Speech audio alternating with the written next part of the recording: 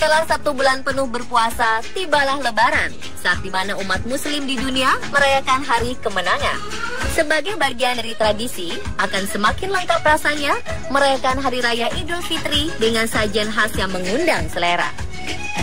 Ada banyak pilihan menu khas Hari Raya dari daerah-daerah di Indonesia yang pasti memiliki cita rasa tersendiri. Setiap daerah memiliki menu lezat yang berbeda. Seperti apa kekayaan kuliner kita?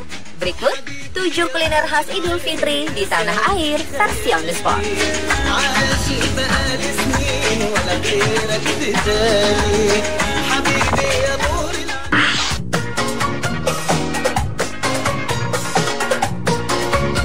Yang pertama adalah semur Betawi.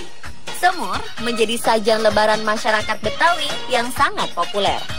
Masakan ini terbuat dari potongan daging sapi dengan kuah kecap yang dimasak hingga kuahnya menyusut. Sebagian orang menyukai daging sapi tanpa lemak, namun banyak yang menyukai cita rasa lemak atau gaji. Ini karena lemak pada daging sapi akan memperkaya rasa semur daging sapi. Bumbu pelumur daging berupa campuran bumbu halus yang terdiri dari merica, ketumbar, biji pala, lengkuas, jahe, serta garam. Sedangkan bumbu tumisnya terdiri dari bawang merah, bawang putih, bawang bombay, cengkih, kayu manis, daun salam, serta serai. Tak lupa kecap manis untuk menambah lezatnya hidangan ini.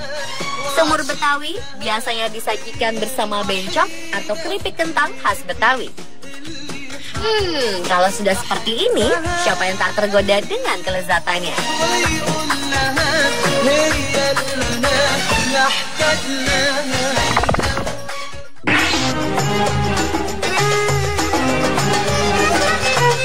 Tanah Rencong Aceh memiliki hidangan Idul Fitri yang populer.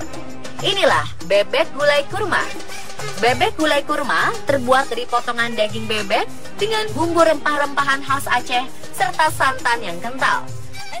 Meski terdapat kurma pada nama kuliner ini, dalam proses memasaknya, bebek gulai kurma tidak menggunakan kurma sama sekali. Bumbu-bumbu yang digunakan terdiri dari bawang merah, bawang putih, cengkih, kayu manis, pekat, biji pala, jahe, kapulaga, merica, serta ketumbar. Saat Lebaran, bebek gulai kurma menjadi pilihan untuk disajikan di meja makan.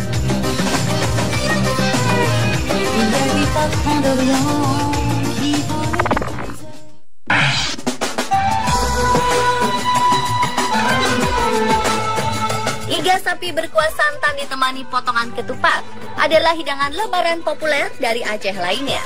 Hidangan yang mirip dengan gulai ini menggunakan bumbu-bumbu rempah seperti bawang merah, bawang putih, jahe, ketumbar, kunyit, dan kelapa parut sangrai. Tak ketinggalan daun salam koja atau daun temurui yang merupakan rempah daun penting di dapur Aceh. Daun temurui bisa memberikan aroma khas pada masakan. Selain daging, kuah labu juga diberi tambahan potongan labu. Jenis labu yang dipakai adalah labu air dengan warna kulit kehijauan. Bedanya dengan labu siam, labu ini tidak terlalu banyak getahnya.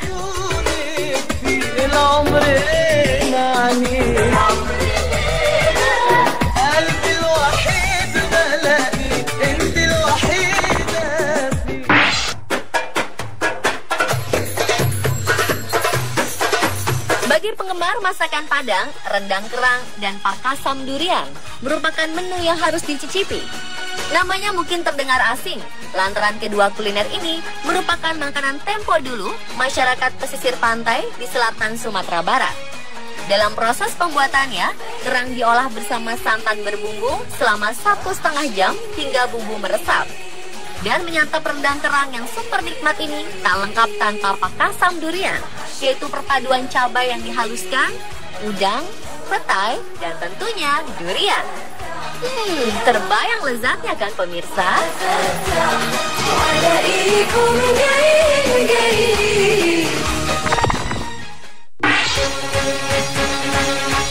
Jika di Betawi terkenal dengan semur daging dan Padang dengan rendangnya, maka Palembang terkenal dengan malbi. Malbi merupakan masakan kombinasi olahan semur dan rendang. Kuahnya hitam manis seperti semur, namun kering dan kental seperti rendang. perpaduan yang sempurna. Malbi biasanya berbahan dasar utama daging sapi dengan campuran beberapa bumbu rempah yang khas, serta kecap manis, sehingga masakan ini terasa lezat, manis, pedas, dengan tekstur daging yang empuk.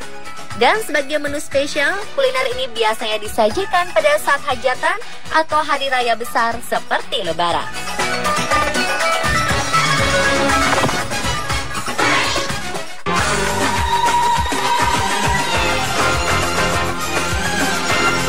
Idul Fitri berikutnya adalah palu basah, kuliner khas dari Makassar.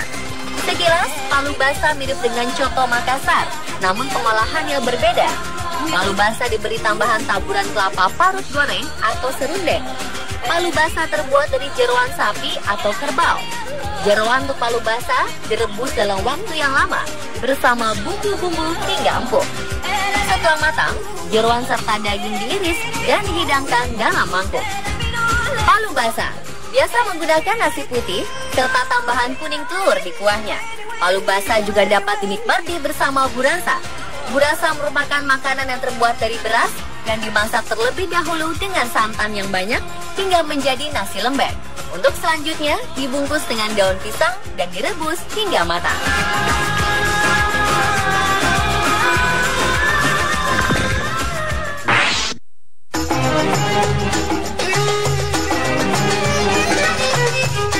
Selain rendang, ada satu lagi menu menggugah selera yang biasa tersedia di hari raya. Inilah gazebo barasok. Gazebo barasok adalah jenis daging yang banyak mengandung gaji atau lemak padat. Disebut barasok karena proses memasaknya menggunakan tungku dan kayu bakar sehingga berasap atau barasok dalam bahasa Minang. Kelezatan menu-menu masakan yang terhidang di meja makan saat hari raya pastilah menggugah selera hingga membuat kita tak mampu menolak untuk menikmatinya meskipun kita menyadari bahwa di balik kelezatan tersebut terdapat bahaya kolesterol tinggi.